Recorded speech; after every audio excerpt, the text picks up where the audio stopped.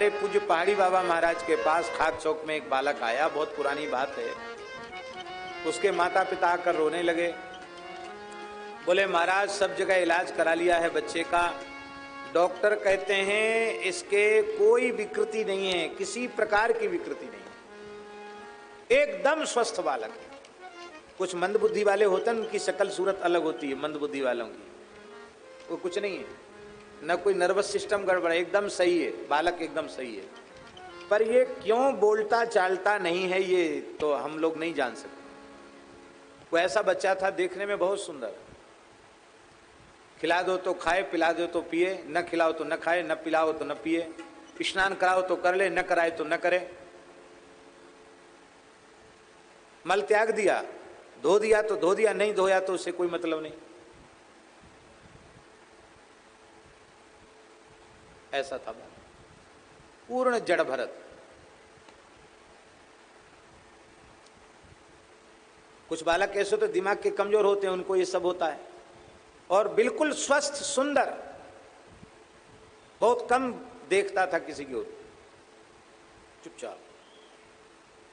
महाराज जी ने थोड़ी देर उसकी ओर देखा, फिर महाराज जी बोले कि हम हमारे पास, हम महाराज जी कोठरी में चले गए। बाहर नीम के नीचे बैठते थे, आपने देखा होगा, खाक चौक की बात है। पुरानी कोठरी में चले गए और बोले इस बच्चे को यहां रख जाओ। वो बच्चा कोई छोटा नहीं था, 14-15 साल का लड़का हो। महाराज जी ने भीतर बिठाया, भीतर से गेट बंद कर लिया। महाराज जी और वो दो ही लोग थे भीतर। महाराज जी तो महान सिद्ध योगी थे, उनसे बोलने लग गया वो बालक। महाराज जी ने उसका पूर्व जन्म देख लिया, उसने महाराज जी को पहचान लिया। दोनों 1 घंटे भीतर रहे।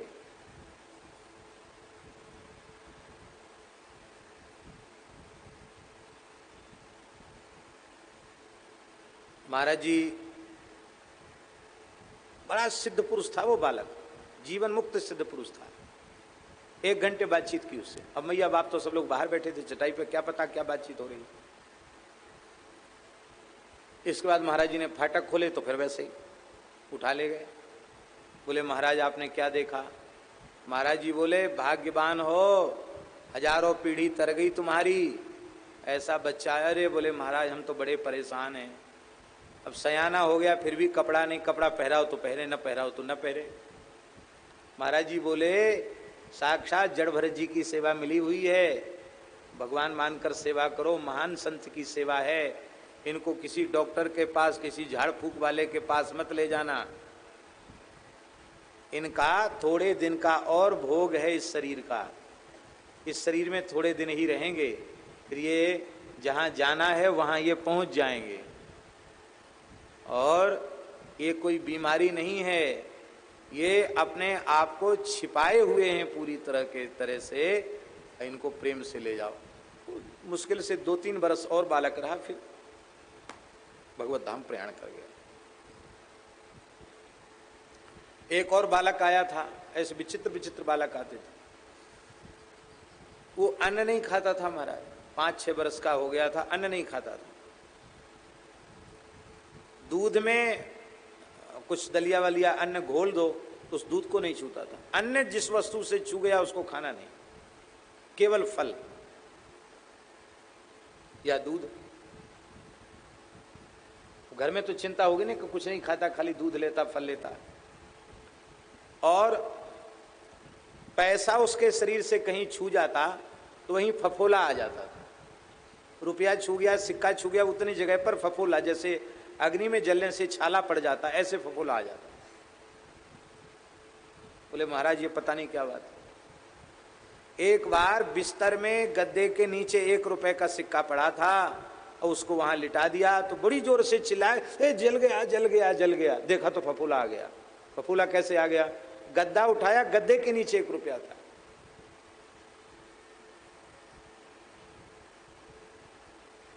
रुपए से छाला आ जाए तो पैसा नहीं छूता, इसको छाला आ जाता है। उससे भी महाराज जी ने एकांत में बातचीत की, और एकांत में बातचीत करने के बाद हंसते हुए महाराज जी बाहर आए बोले महात्मा हैं, कुछ दिन और हैं फिर चले जाएंगे। कोई ऐसी बात चूक गई थी कि द्वारा इनको जन्म लेना पड़ा, पर अब इनका जन्म नहीं है। इसलिए जिस वृत्ति से पूर्व जन्म में ये रहे, उसी वृत्ति से इस जन्म में ये हैं और अपना समय पूरा करके ये चले जाएंगे। आप लोग घबराओ मत। इनको कोशिश भी मत करो कि कुछ खिलाने पिलाने की जबरदस्ती। इनको पीड़ा पहुंचाओगे तो तुम लोगों का अनिष्ट हो जाएगा। तो बहुत सिद्ध पुरुष है। ये बातें हम इसलिए नहीं बोल रहे हैं कि आप समझें कोई चमत्कारी, चमत्कार नहीं। इसी को कहते हैं जन्मांतरीय संस्कार। क्या कहते हैं? जन्मांतरीय संस्कार, पूर्व जन्म का संस्कार।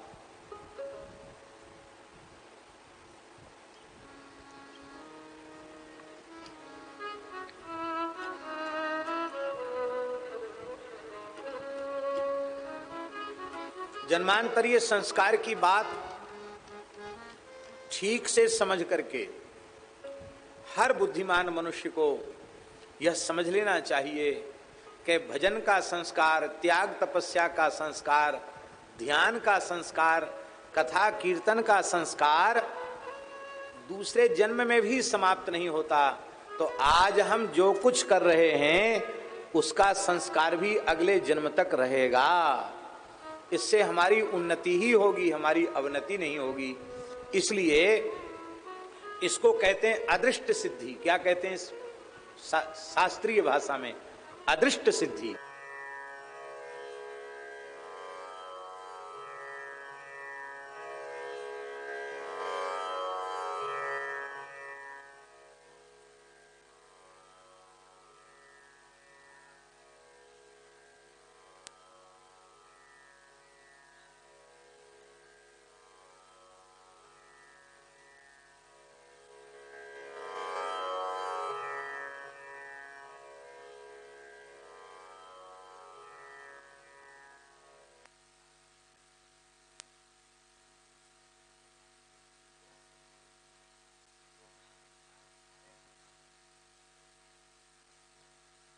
वैष्णवापराध को नाम महाराज भी नष्ट करते नहीं हैं, क्योंकि जिनकी कृपा से नाम की प्राप्ति हुई है उनके प्रति बने हुए अपराध रुष्ट हो जाते हैं। इसलिए भगवान ने उद्धव जी को कहा, नाव मन्येत करहिचित। किसी भी अवस्था में उनका प्रतिकूल से प्रतिकूल व्यवहार अपने साथ दिखाई पड़े तो भी भूल कर उनका तिरस्कार नहीं कर देना। और ये अपमान कब होता है, तिरस्कार कब होता है? जब हम उन्हें साधारण मरण धर्मा मनुष्य मान लेते हैं। हम मनुष्य मानना बंद कर दें तो हमसे हमारे जीवन में सावधानी आ जाएगी। नमर्त्य बुद्ध्या सूये तो सर्वदेव मयो गुरु। इसलिए भैया साधन से कभी उदास नहीं होना, साधन से कभी उदासीन नहीं होना, निराश नहीं होना, निरुत्साहित नहीं होना। बहुत से लोगों को कह दो कि भाई तुमको अब 6000 जप करना है, तो वो सोचते हैं कि कैसे भी खींच तान के ये 6000 पूरा कर लो। चाहे कथा में बैठ के कर लो, चाहे गाड़ी में चलते समय कर लो। बाकी समय मिले तो उस समय बिल्कुल माला नहीं फिरना, नहीं, ऐसा नहीं। कोई ऐसी चीज नहीं है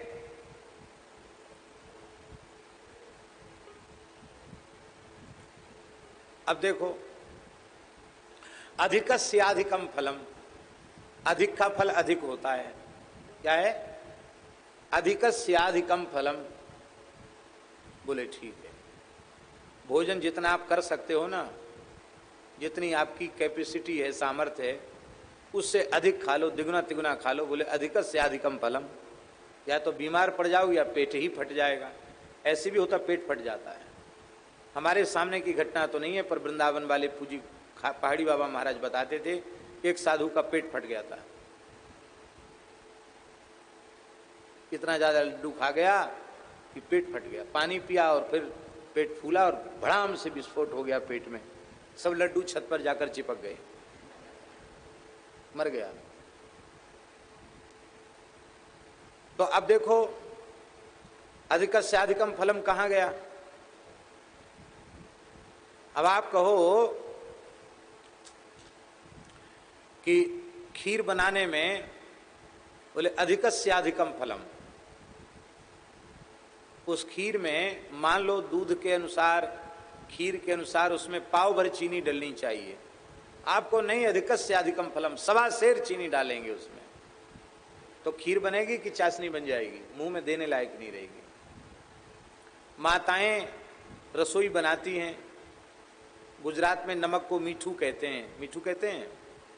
बोले अधिकस्याधिकम फलम, थोड़ा और ज्यादा डाल दो, किसी के मुंह में देने लायक नहीं रहेगा। कोई ऐसी चीज नहीं है जिसके बारे में यह कहा जाए अधिकस्याधिकम फलम और बात सही निकले।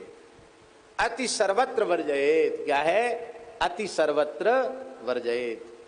अति सब कुछ खराब है, पर एक चीज में केवल यह सूत्र लगता है अधिकस्याधिकम फलम, और वह है भगवान की सेवा, गुरुजनों की सेवा, गौ की सेवा, संतों की सेवा, भगवान का भजन। सेवा जितनी ज्यादा करोगे उतना ज्यादा फल मिलेगा, भजन जितना ज्यादा करोगे उतना ज्यादा फल। ये कभी नुकसान होने वाली चीज नहीं है कि भाई अब ज्यादा हो गई, अति सर्वत्र वर्जयेत। अब यहाँ अति सर्वत्र वर्जयेत नहीं है, यहाँ तो जितना करो उतना अच्छा। तो नियम के प्रति यह विचार होना चाहिए कि एक निश्चित संख्या तो हमें पूरी करनी ही है, और इसके अतिरिक्त सावधानी पूर्वक अपने जीवन का एक क्षण भी गंवाना नहीं है, व्यर्थ नष्ट नहीं करना है। इस भाव से साधन करोगे तो पहली बात तो पुनर्जन्म ही नहीं होगा। और मान लो भगवान की इच्छा से कथनचित पुनर्जन्म हुआ, तो इस जन्म में जो कुछ भजन साधन किया है वो सबका सब दूसरे जन्म में तुम्हें प्राप्त हो जाएगा। और जो यात्रा इस जन्म में चलकर आपने साधन पथ की पूरी की है, उस यात्रा पर फिर से नहीं चलना पड़ेगा। जहां तक की यात्रा हो चुकी है वहां से आगे आप बढ़ जाएंगे। ये सुविधा केवल और केवल भगवत शरणागति के मार्ग में उपलब्ध है, भजन के मार्ग में उपलब्ध है। अच्छे अच्छे सिद्ध पुरुषों को, महापुरुषों को भी किसी को 7 जन्म बीत गए, किसी को 6 जन्म बीत गए, किसी को 3 जन्म बीत गए। बीत क्यों गए भाई? वो किसी न किसी जन्म में कोई ना कोई कसर रहेगी, इसलिए वो जन्म भी चला गया। फिर थोड़ा और आगे बढ़े, फिर थोड़ा और आगे बढ़े। और ये भी होता है 6-7 जन्म साधन करने के बाद कोई महद अपराध बनने पर जहां से चले थे वहां नहीं, वहां से भी नीचे पहुंच जाते हैं। हमारे यहाँ त्यागियों का एक ग्रंथ है सिद्धांत पटल, उसमें लिखा हुआ है न अपनी कहना न और की सुनना, सूख साख लक्कड़ हुई रहना, अकेले दुकेले पिंड न परना। ऐसा हमारे त्यागियों के ग्रंथ में लिखा है? वही वृत्ति है कबीरदास जी। न अपनी कहना न और की सुनना। न अपनी कहने का मतलब क्या है? बहुत ध्यान से सुने। साधु को, साधक को, भगवत प्राप्ति के पथ के पथिक को अत्यंत आवश्यकता होने पर भी किसी वस्तु की याचना किसी संसारी पुरुष के सामने नहीं करनी। यह भी नहीं कहना अरे ये चीज तो बहुत अच्छी है। बहुत अच्छी है का मतलब वो समझदार होगा तो समझ जाएगा कि इनको अच्छी लगी, तो अच्छी लगी तो आप ले लो। हाँ अब रहने दो, कोई बात नहीं, आप फिर क्या करेंगे? बोले हम तो महाराज जी बाजार से दूसरी ले आएंगे। चलो कोई बात नहीं, वैसे तो कोई जरूरत तो नहीं थी, पर क्या करें भगत मान नहीं रहा है, कोई बात नहीं, दे लो।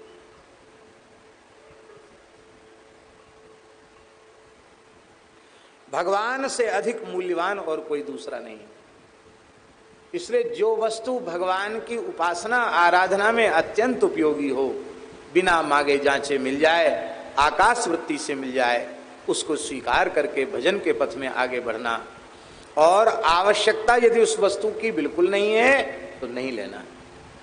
हमारा यदि 2 गमछे से निर्वाह चल रहा है तो जब तक 2 गमछे समाप्त नहीं हुए तब तक तीसरे गमछे की आवश्यकता नहीं। कम से कम में निर्वाह।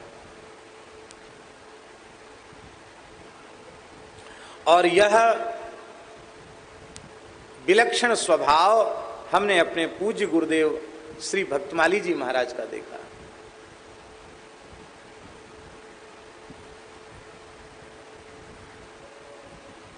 आवश्यकता रहने पर भी कभी किसी को संकेत भी नहीं करते थे कि हमको अमुक वस्तु की जरूरत है।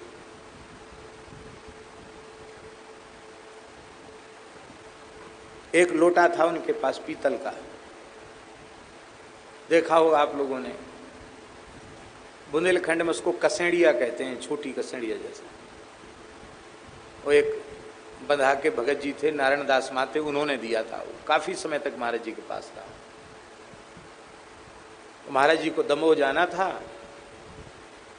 और एक हमारी मोहल्ला में एक जाट देवता रहता था पंसीवट क्षेत्र में, पक्का चोर था, एक नंबर, प्रसिद्ध था वो आया सुदामा कुटी के छत पर, महाराज जी का लोटा बाहर रखा रहता था, वो ले गया उठा करके। महाराज जी तो प्राय सोते कम थे, जगते ही रहते थे, ऐसे होके जगते रहते थे, हमने खूब देखा, बहुत कम सोते थे महाराज जी। वो ले गया, महाराज जी जग रहे थे, बोले नहीं। और दूसरे दिन सवेरी टिकट था। वो पहली यात्रा थी दमोह की, पहली यात्रा। उसमें पुजारी श्री रामचंद्र दास जी महाराज, बड़े पुजारी जी सुदामा कुटी के, वो भी साथ गए थे, दास भी गया था।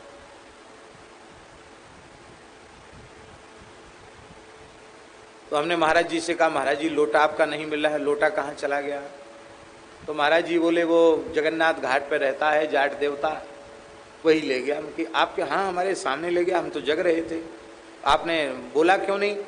बोले अरे कोई चोरी कहीं उपाय न लगा होगा इसलिए तो हमारा लोटा लेने आया, हम तो दूसरा खरीद लेंगे, उसका कम से कम इतना परिश्रम व्यर्थ नहीं जाना चाहिए, इतना श्रम किया उसने, कहाँ से कूद फांद के आया, तो उसका प्रयास जो है ना सफल होना चाहिए।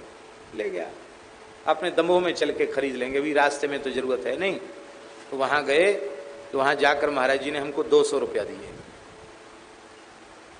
बोले जाओ ये पैसा है और बर्तन की दुकान पर चले जाओ, 4 साढ़े 4 लीटर पानी जिसमें आ जाए ऐसा कोई बर्तन ले आओ। अब पहली बार ही तो हम उस शहर में गए थे, उसके पहले कभी गए नहीं, और बाजार में कभी कुछ खरीदने का अभ्यास भी नहीं। तो हम 200 रुपये लेकर के जैसे ही रोड पर बाहर खड़े थे, एक साइकिल वाले सज्जन आए। बोले पंडित जी क्यों खड़े हैं? हमने कहा महाराज जी के लिए लोटा की ज़रूरत है, बर्तन की दुकान जाना है। अरे बोले आप क्या करोगे? हम ले आते हैं लोटा। कितना बड़ा चाहिए? इतना बड़ा चाहिए, उसमें 4 किलो कम से कम पानी आ जाए। हाँ ले आएंगे। वो कसेड़िया टाइप में चाहिए ना? हमने हाँ वैसी चाहिए। तो हमने पैसा दिया, पैसा नहीं लिया। बोले नहीं नहीं रहने दो, बाद में देख लेंगे, आप रहने दो, पता नहीं कितने का आएगा, हम बाद में ले लेंगे। वो गया और बढ़िया पात्र तो दे दिया और पैसा लिया ही नहीं हमसे। नहीं नहीं रहने दीजिए, क्या महाराज जी को जरूरत है, ले जाओ। हमने महाराज जी के पास लोटा रख दिया और रुपया भी रख दिया। महाराज जी बोले वाह बहुत अच्छा भगत मिल गया, दुकानदार, बर्तन भी दे दिया और पैसा भी नहीं लिया, वाह खूब भगत मिला पंडित जी आपको। तो हमने सारी बात बता दी जो घटित हुई थी, सही सही बात वो बता दी। इतना सुनते ही महाराज जी उदास हो गए और बोले तुम मेरे साथ रहने योग्य नहीं हो, अब तुम वृंदावन चले जाओ, मेरे साथ नहीं रह सकते। जब से घर छोड़ा है तब से आज तक अत्यंत आवश्यकता होने पर भी कभी किसी व्यक्ति से किसी वस्तु की याचना नहीं की गई। हमने कहा महाराज जी हमने मांगा नहीं। बोले हम सब जानते, तुम्हारे जैसे पंडित ऐसे ही होते हैं, मांगने का स्वभाव होता है। ये चीज बहुत अच्छी है, अब वो समझदार होगा तो कहेगा अच्छी है तो महाराज आप ले लो, ये गलत बात है। तुम वृंदावन चले जाओ, विद्यार्थियों को पढ़ाओ लिखाओ, तुम मेरे साथ अब कभी नहीं रह सकते। तुमने पूरे जीवन भर की हमारी अयाचित वृत्ति को नष्ट कर दिया, हमारे साथ नहीं रह सकते। हम रोने लगे, महाराज जी अब की बार क्षमा कर दीजिए। बोले ऐसे वैसे क्षमा नहीं होगी, पैसा ये लोटा वापस करके लाओ, आओ और पैसे से खरीद के लाओ। हमारे पास नहीं होता और बिना मांगे जांचे कोई दे जाता, बिना संकल्प के अपने आप दे, तो हम ले लेते, हमें आवश्यकता थी हम ले लेते। लेकिन तुमने कह करके फिर खरीद करके, ये उचित नहीं किया। फिर हम लोटा लेके बाहर फिर खड़े हो गए। भगवान की दया फिर वही आदमी मिल गया। बोला अब क्यों दुखी हो? मैंने कहा महाराज जी बड़े नाराज हैं, तो ये तो वापस करो। बोले महाराज 200 रुपये का ही है। बोलो भक्तवत्सल भगवान की। हमने कहा नहीं नहीं, ये तो वापस करो, वहां फिर द्वारा ले। फिर गए, फिर लेके आए, तब महाराज जी ने वो लोटा अपने पास रखा।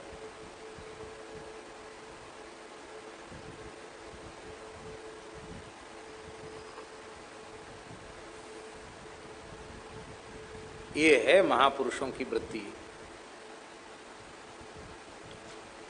एक भगत थे, अब उनका शरीर नहीं है, मूछ वाले भगत, ऐसी मूछ ताव दे करके रखते थे। उनका नाम था कपूर चंद। उनके पिता थे प्यारे लाल जैन। वो आते थे खाक चौक में, तब कपूर चंद 5-6 साल के थे और वो महाराज जी के सामने बूढ़े हो गए थे। तो कपूर चंद ने पहली कथा कराई खाक चौक में। बड़ी सुंदर कथा हुई, खूब संत सेवा हुई, खूब भंडारा, रोज दक्षिणा। और हम कथा व्यास थे। तो आखिरी में अत्यंत आग्रह करके उन्होंने एक सोने का मोटा तार, रिंग कहते ना अंगूठी जैसी, वो खाली तार तार होता है ऐसे कई लपेटा वाला, लगभग 2 तोला सोना होगा, बड़ी चीज थी। तो उन्होंने कहा हजूर, वो हजूर बोलते थे, हजूर ये तो हमारी गृहिणी तो मान नहीं रही है, भक्तानी। वो कहती व्यास जी को जब तक कुछ स्वर्ण दान नहीं करोगे तब तक कैसे होगा। बहुत हट करके पीछे पड़ के अंगूठी उसने, बोले इसलिए हमने अंगूठी नहीं बनाई हजूर कि अंगूठी में बाबा गुरु महाराज रोकेंगे, और ये तो सादा सादा है, तार है, छल्ला है, और ये कोई बात नहीं है। तो ठीक है, ज़्यादा आग्रह था तो उसमें हमने पहन लिया। अब पहनने में अच्छी लगे, आभूषण कोई देखने में अच्छा तो लगता ही है। तो हम जब कार्तिक पूर्णिमा की बात है और उसके बाद फिर अगहन आता है, तो कथाओं में प्रायः कम बाहर जाते थे, धूना पर महाराज बाहर बैठते थे, तो हमने ऐसे अपने अचला में ये हाथ ऐसे करके तब महाराज जी के पास बैठते, जिसमें उनकी नज़र उस पर न पड़ जाए। और उनकी नज़र बड़ी पैनी थी, उनकी नज़र पड़ गई, नज़र पड़ गई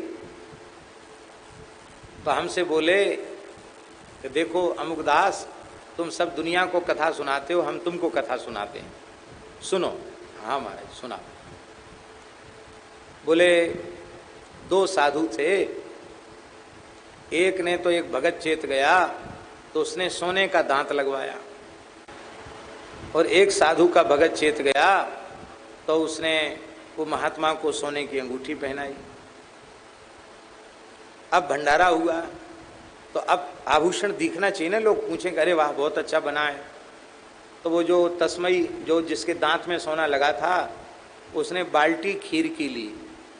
ओके, खीर प्रसाद, खीर प्रसाद, ऐसे ऊँट फाड़ के खीर प्रसाद, खीर, खीर राम, खीर प्रसाद।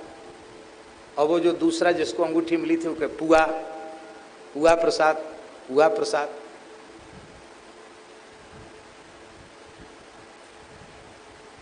तो लोग पूछते अरे अरे बाबा, अरे बाबा वो दांत, इस सोने का दांत कब लगाया? हाँ हाँ अमुक भगत ने लगाया। अच्छा अच्छा, वाह वाह, अरे बड़ा बढ़िया लग रहा है। अरे महाराज अंगूठी कहाँ से पहन के आए? बहुत अच्छी लग रही है। बड़े खुश हो जाते। तो एक पंगत में एक ठाकुर साहब बैठे थे। वो ठाकुर साहब बड़े जमींदार थे, छोटी मोटी रियासत के राजा ही थे। तो वो भी पंगत में बैठे थे। भगत लोग भी बैठ जाते ना, गृहस्थ लोग, तो वही पंगत में बैठे थे। तो उन्होंने अपने छाती पर एक गोप पहन रखा था। गोप जानते हैं? नहीं, उधर की भाषा में गोप कहते, यहाँ क्या कहते होंगे? इतना बड़ा सोने का एक आभूषण, सोने की जंजीर होती है मोटी, और उसमें एक सूर्य के जैसा बना हुआ क्या कहना चाहिए, पेंडल टाइप होता है। वो उसको गोप कहते हैं। उसमें हीरे जवाहरात आदि 9 रत्न चढ़े हुए होते हैं और वो बड़ा वजनदार होता है गोप। पहले राजा महाराजा लोग गोप पहनते थे, तो गोप पहने हुए था। कम से कम 10-12 तोला सोने की तो जंजीर ही होगी और उसमें गोप इतना बड़ा गोप। तो वो समझ गया कि महात्मा एक तो दांत का सोना दिखा रहा है और एक हाथ का सोना दिखा रहा है। तो उसने क्या किया, ठाकुर साहब ने उसने अपना कपड़ा खोल दिया और कपड़ा खोल के हाथ जोड़ के बोला, महाराज पुआ और खीर यहां परस दो। क्या कहा कि पुआ और खीर यहां परस दो। इसका मतलब जानते हो?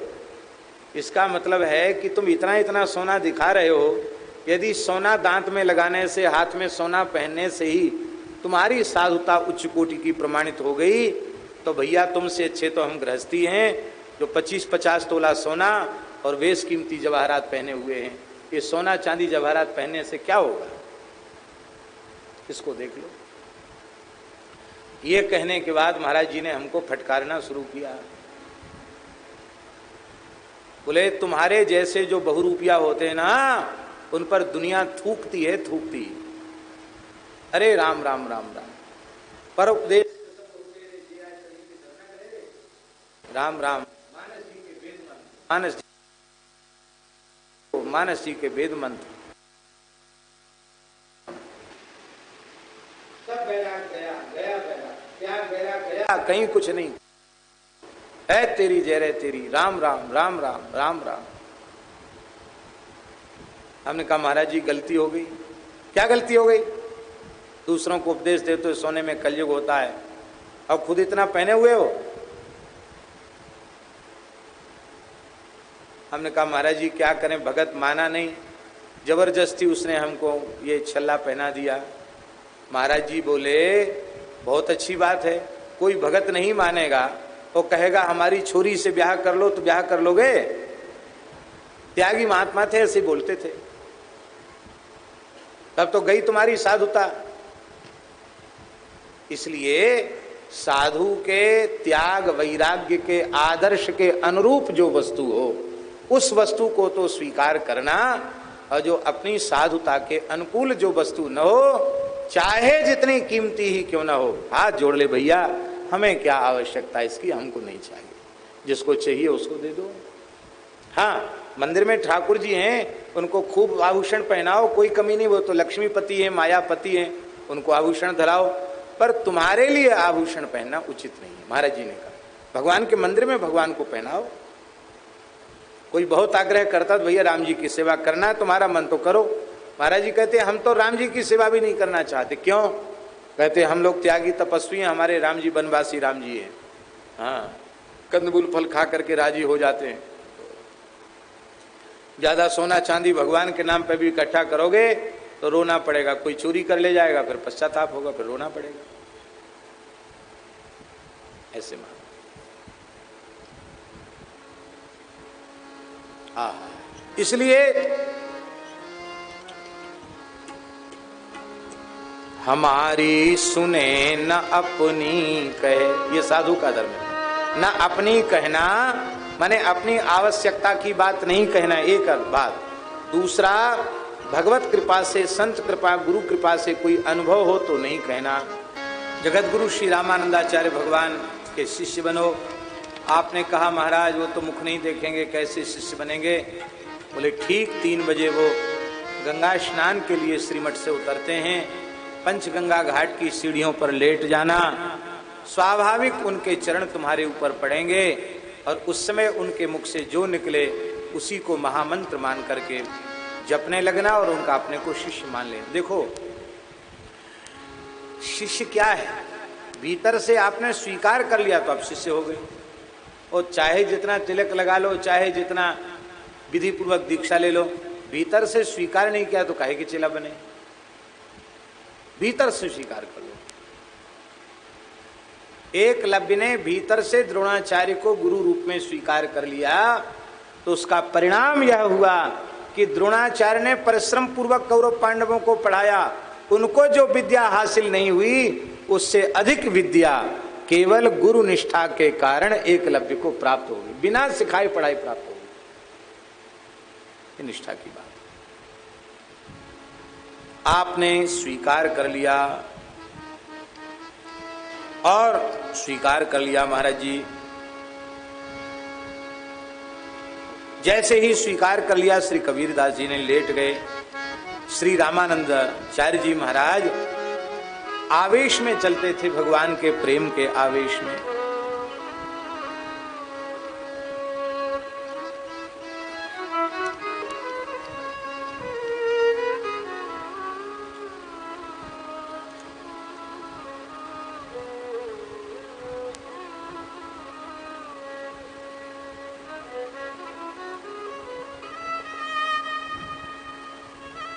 जैसे ही रामानंदाचार्य भगवान की चरण पादुका कबीर जी के ऊपर पड़ी, उन्हें लगा कि किसी के ऊपर मेरा पैर पड़ गया है। उन्होंने कहा राम राम राम राम राम राम राम राम। बस आपने राम नाम को ही मंत्र मान लिया और साष्टांग प्रणाम किया, कुछ बोले नहीं। और फिर गंगा स्नान करके 12 तिलक लगाए, खूब तुलसी बांध ली और बैठ गए अपने घर के द्वार पर। कोई साधु वहां से निकले, गुरु भाई दंडवत, श्री सीताराम। अरे ये मुसलमानों के मोहल्ले का बालक, नीमा नीरू का बालक, ये कब से ये नाटक करने लग गया, ये तिलक लगा के? क्या बात है, कैसे राम राम बोल रहे हो, कौन हो तुम? संतों ने जाकर कहा, महाराज जगत गुरु रामानंदाचार्य जी से कहा, महाराज आपकी बड़ी बदनामी हो रही है।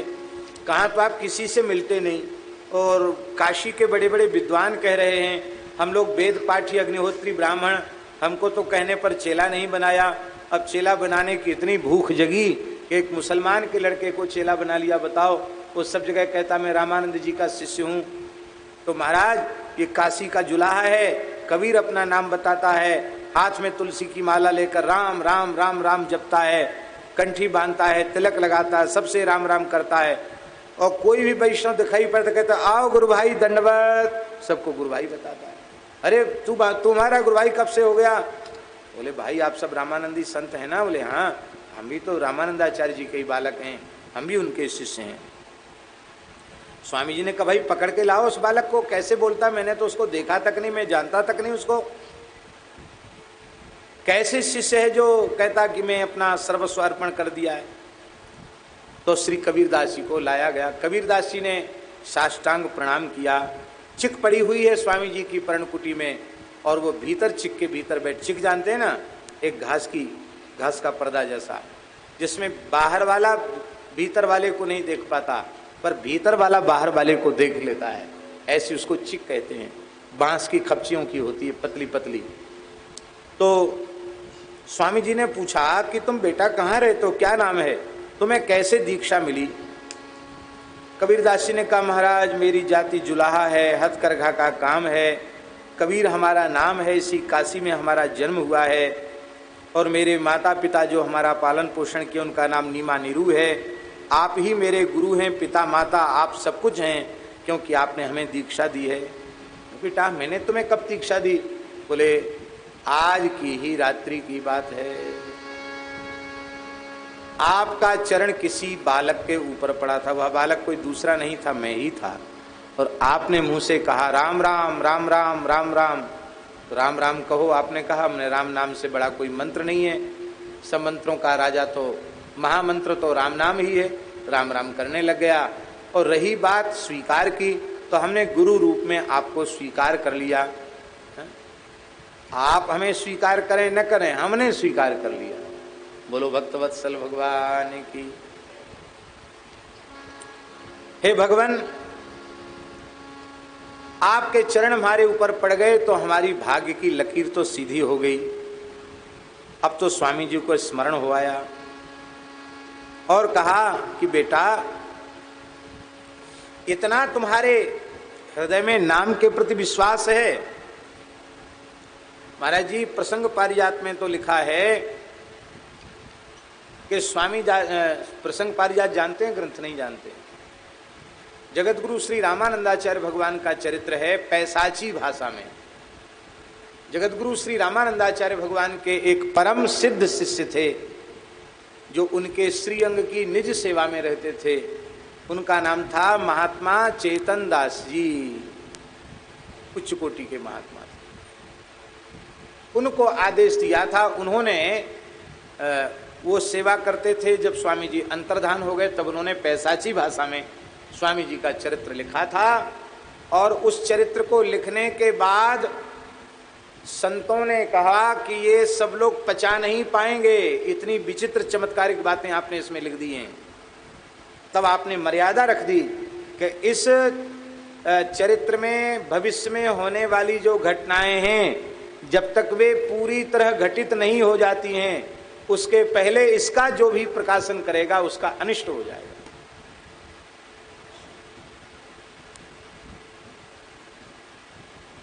पुरानी पांडुलिपि अयोध्या जी में सुरक्षित थी। अभी इस बार पूज्य स्वामी त्रिभुवन दास जी महाराज ने बताया, उनके पढ़ाने वाले गुरुजी थे, उन्होंने प्राचीन पांडुलिपि देखी, नाम भी बता रहे थे। उन्होंने कहा इतना दिव्य चरित्र है, इतना चमत्कार, बड़ी चमत्कार है उसमें। इस षष्ठी का पाठ करे तो ये हो जाए, इस षष्ठी का पाठ करे तो ये हो जाए, विलक्षण चमत्कार है उसमें। और बिल्कुल जागृत ग्रंथ है चेतनदास जी का प्रसंग पारिजात, एकदम जागृत ग्रंथ है। तो उन्होंने पांडुलिपि को लिखना आरंभ किया, छपाने का विचार किया, तो उनका एक लड़का मर गया, फिर उनकी पत्नी मर गई, और ऐसी घटनाएं घटी कि अंत में उनको छोड़ना पड़ा। कई लोगों ने प्रयास किया। इसके बाद जब सब घटनाएं उसमें कही गई घटित हो गई, तब उसके बाद गोकुल भवन वाले परमहंस जी महाराज ने उसको प्रकाशित कराया। आप लोग कहेंगे कई घटनाएं कौन कौन सी हैं? उन घटनाओं में देश में अंग्रेजी शासन हो जाएगा ये भी लिखा है। तब अंग्रेज कोई जानता भी नहीं था, 700 साल पहले लिख दिया चेतनदास जी ने, अंग्रेजी शासन होगा और बड़ी भारी क्रांति होगी। उस क्रांति में कई क्रांतिकारियों का भी संकेत कर दिया है। और एक बात और कही है, बोले भारत के पश्चिमी इलाके में एक व्यक्ति होगा, महात्मा गांधी का जन्म होगा, ये बात भी उसमें।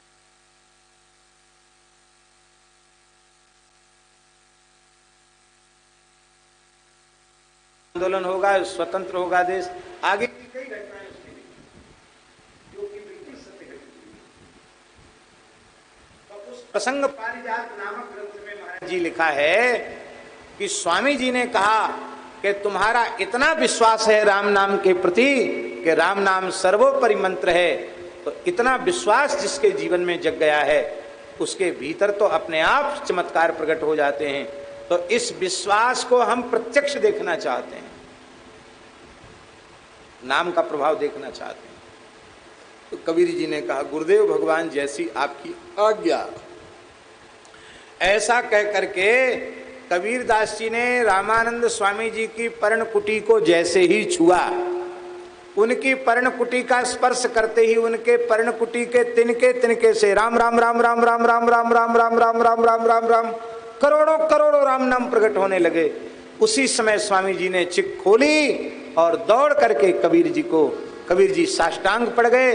दौड़कर स्वामी जी ने उठाकर हृदय से लगाया, बोले तुमने मुझे गुरु रूप में स्वीकार किया और मैंने तुम्हें अपने अत्यंत प्रिय शिष्य के रूप में स्वीकार किया। अपनी छाती से लगा लिया और विधिवत फिर उनको पंच संस्कार प्रदान किया। कपड़ा बुन लेते कबीरदास जी। आज पहली बार एक थान कपड़ा बनाया और वो थान लेकर के बाजार में चले गए। पर वो कपड़ा जो बुना था ना, वो कैसे बुना था? ताना बाना होता ना, तो ऐसे करते फिर ऐसे करते, ऐसे करते फिर ऐसे करते, ऐसे बुनते ना कपड़ा, ऐसे ऐसे ऐसे ऐसे।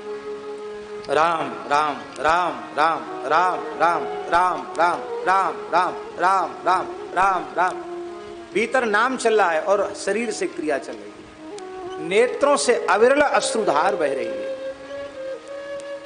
प्रेम के जल से भीजा हुआ वह वस्त्र था। ठाकुर जी ने विचार किया, इसकी कीमत भला कोई संसारी कैसे चुका पाएगा। एक सूत के धागे की कीमत भी कोई नहीं चुका सकता। तब ठाकुर जी स्वयं संत वेश में पधारे। एक साधु के वेश में ठाकुर जी आए।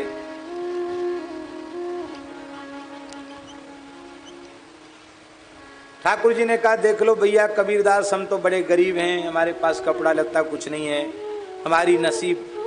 हमारा नसीब बड़ा खराब है महाराज, ठंड में कुछ नहीं मेरे पास, पैसा भी नहीं हमारे पास कि आपसे हम पैसा दे करके खरीदें। तो कबीरदास जी ने कहा कि आधा फाड़ के दे देते हैं, आधे में अपना गुजारा कर लो, आधा हम बेचकर घर में ले जाएं, बड़ी गरीबी है, वहां भी लोग भूखे प्यासे बैठे हैं। बोला महाराज मैं आधे वाधे का काम नहीं करता, पूरा दो और पूरा लो। हाँ, ये आधा वाधा का, फिर आधा आप दे दोगे, आधा और किसी से मांगना पड़ेगा। अरे एक ही दाता इतना दे दे कि दूसरे के सामने हाथ न फैलाना पड़े तो अच्छा है।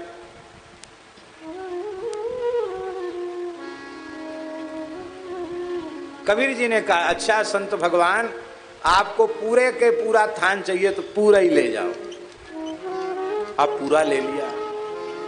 ठाकुर जी तो सिर पे हाथ धर के आशीर्वाद दे के चले गए और कबीरदास जी लौट के अपने घर नहीं आए। क्यों?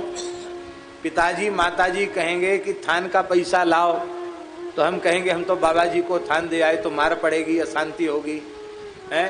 कहेंगे बताओ, पहली बार पहले दिन बाजार में बेचने गया और पहले दिन में पूरा का पूरा थान ऐसी लुटा के चला आया। कैसा विचित्र बालक है ये। अरे दूसरे की चिंता की, अपने घर में लोग भूखे प्यासे बैठे, उनकी चिंता तुमने नहीं की तो अशांति होगी, भजन छूटेगा। इसलिए थोड़ा अपना समय बचा करके तब आना चाहिए। रात बिरात धीरे से चले जाएंगे।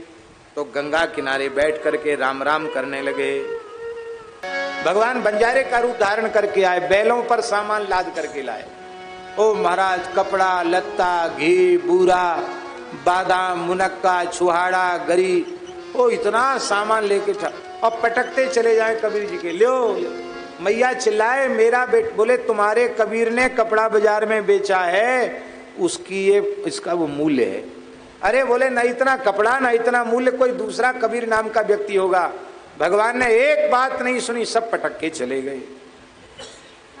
मैया घबराई कि कहीं लूट का माल तो नहीं आ गया, बड़ी परेशान हो रही थी मैया। कबीरदास जी आए, देखा मार लगा हुआ है। मैया बोली, तेरे कर्मों से मैं परेशान हूं, सवेरे से गया शाम को आया, इतना सामान कहां से आया? पुलिस पकड़ ले जाएगी, राजा पकड़ ले जाएगा। सारी बात बताई। कबीर जी के लिए तो भराए, धन्य है आपने छोटा सा कपड़े का टुकड़ा आपने लिया और आपने इतना, धन्य है। अब समझ में आ गई कि अनन्या चिंतयन्तो मां। अब तो कबीरदास जी भी स्वयं पहुंच गए। थोड़ा कपड़ा ओढ़ लिया, तो दो कबीर हो गए ना, एक नकली कबीर एक असली कबीर। नकली कबीर तो राम जी बने हुए हैं, असली कबीरदास जी ये हैं। तो थोड़ा कपड़ा ओढ़ करके झुक के चले गए, झोली लेकर के चले गए ठाकुर जी के सामने। जैसे ही पहुंचे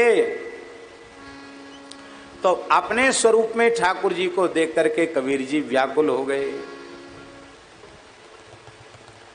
और श्री कबीर जो असली कबीर के आने पर जो नकली कबीर थे वो अंतर्धान हो गए। बोलो भक्तवत्सल भगवान की। अब तो पूरी काशी में हल्ला मच गया। महाराज कबीरदास जी के साथ तो साक्षात राम जी लीला करते हैं और महाराज सब दुनिया टूट पड़ी। महाराज बड़े परेशान हैं, मोड़ा बीमार है, आशीर्वाद दे दो। कोई कहता महाराज आशीर्वाद दीजिए बेटी का विवाह हो जाए। कोई कहता महाराज बहुत व्यापार में घाटा है, कुछ गोली गंडा ताबीज भभूत दे दो, व्यापार हमारा चल जाए। कोई कहता महाराज अमुक समस्या है। हजारों की भीड़, रोना गाना शुरू। कबीर जी ने कहा, अच्छा ठाकुर जी बड़ी लीला करते, जो जो आते हैं सबकी कामना भी पूरी हो जाती और वो एक की कामना पूरी होती वो 100 को कहता और भीड़ इकट्ठी। कबीरदास जी ने सोचा ये तो बड़ी समस्या आ गई।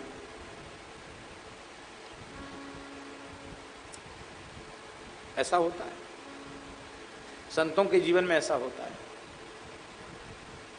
एक साधक की अवस्था भगवत कृपा से, संत सद्गुरु कृपा से बहुत ऊंची हुई तो बड़े बड़े महापुरुष उसे दंडवत करने लगे। तो महापुरुष ने कहा देखो भाई, अब ये सब भेष वेश बनाना बंद करो, पागल जैसे हो जाओ, ऐसे हो जाओ कि तुमको देखकर लोग पहचान ही न सकें। क्यों? ये जितने दंडवत पूजा करने वाले हैं ना, सब लुटेरे हैं, सब लुटेरे हैं, सब लूट ले जाते हैं। छिप करके रहना। संपत्ति तब तक सुरक्षित है जब तक उसे कोई जानता नहीं है, पता चल जाएगा तो सुरक्षित हो जाएगी। प्रतिष्ठा सूकरी विष्ठा। साधक का धर्म है मान बढ़ाई को, प्रशंसा को, प्रतिष्ठा को सूकरी विष्ठा के जैसा। सूकरी विष्ठा जानते हैं? नहीं। मनुष्य जो कुछ खाता है उसका मल कर देता है, अब मनुष्य के मल को खाता है तब मल करता है सुअर। तो मल वैसे ही निंदित हो गया, मल को खाया सुअर ने, फिर उसका मल हुआ, वो कितना दूषित है, इतना दूषित। मल से भी दूषित पद प्रतिष्ठा मान बढ़ाई को समझना चाहिए। एक दिन की बात है, श्री कबीरदास जी महाराज काशी की एक बड़ी प्रसिद्ध वेश्या थी, नाचने गाने वाली वेश्या, नर्तकी, उसके यहां पहुंच गए। अब कबीर जी तो उस समय पूरे काशी में सिद्ध महापुरुष के रूप में प्रकट हो चुके थे, अब वहां पहुंच गए। जैसे ही वहां पहुंचे तो वो थर थर कांपने लगी वेश्या, इतने बड़े महात्मा यहां कैसे चले आए। कबीर जी ने कहा, माता यह बालक कबीर आपकी शरण में आया है, मुझे बचा लो। वेश्या रो पड़ी, महाराज मैं पतिता हूं, आप जैसे जीवन मुक्त भगवत प्राप्त महापुरुष मुझे माता न कहें। कबीर जी ने कहा, साधुओं को तो नारी मात्र को माता के रूप में ही देखना चाहिए। माता बालक की रक्षा करती है, आप हमारी रक्षा करो। ये प्रतिष्ठा मुझे खाए जा रही है, मेरा भजन चौपट हो रहा है, दुनियादारी के लोग मुझे घेरे रहते हैं, ये भीड़ कैसे हटे। कहा आज्ञा करो, मैं क्या करूं। बोले माता जी और कुछ नहीं करना, एक सुंदर सजी धजी बग्घी मंगाओ, बग्घी में आप बैठ जाओ और मैं बोतल में भगवान का चरणामृत, केसर चंदन युक्त चरणामृत भर लूंगा, बीच बीच में चरणामृत पीऊंगा जैसे शराबी लोग शराब पीते हैं, और थोड़ा नाटक करूंगा, ऐसे ऐसे कुछ करूंगा, फिर तुम मुझे पकड़कर संभाल लेना बस। और ऐसे बग्घी में एक शोभा यात्रा पूरी काशी में निकाल दो। भजन करने के बहुत पक्का कलेजा चाहिए। प्रतिष्ठा का ऐसे त्याग करो जैसे कबीर जी ने किया, तो भले ही भगवान का प्रेम मिल जाए, और नहीं तो प्रतिष्ठा के पीछे पड़े रहने पर ठाकुर जी दूर चले जाते हैं। दो चीजें नहीं मिलेंगी। अब तो महाराज जी पूरे काशी में हल्ला मच गया। अरे बोले देखो, कोई भूत प्रेत की सिद्धि कर लिया होगा, उसी से बड़ा चमत्कार दिखा रहा था, देख लो पोल पट्टी खुल गई, आज कबीर की खुल गई पोल, आज कबीर की ढोल में पोल निकल आई। अरे राम राम बताओ साहब, बर्बाद। आखिर तो जुलाहा है, कहां से पचेगी सिद्धि। अरे किसी अच्छे कुलीन व्यक्ति को सिद्धि पचती है, इसको कहीं पचेगी। बस काशी में लोग धिक्कार करने, संसार ऐसा ही होता है। आपको भगवान मानकर पूजेंगे और फिर आपका फोटो उठा के कचड़े के ढेर पे भी पटक आएंगे। दोनों काम करते हैं संसार के लोग। एक गांव में हम गए, राजस्थान के एक गांव में, वहां एक महानुभाव का फोटो लेके आए। बोले आप रख लो। हमने कहा हम क्यों रखें, हमारे गुरुजी का फोटो। हमने कहा आपके गुरुजी का फोटो आप रखें, हम क्यों रखें। बोले हमारे गुरुजी से लड़ाई हो गई है, हमको गुरुजी में बहुत दोस्त दिखते हैं, वो गुरु नहीं है, वो तो ऐसे ही हैं, कोई आप ले लो। मैंने कहा हम क्यों ले लें भाई, हमारे पास क्या उपयोग है, हमको क्यों दे रहे हो। आपको ज्यादा गुरुजी से विरोध है तो अपने गुरुजी को जाके वापस कर दो फोटो। है नहीं, उनका तो मैं मुंह नहीं देखना चाहता। अरे उनका मुंह नहीं देखना चाहता तो हमको फोटो देने का क्या मतलब।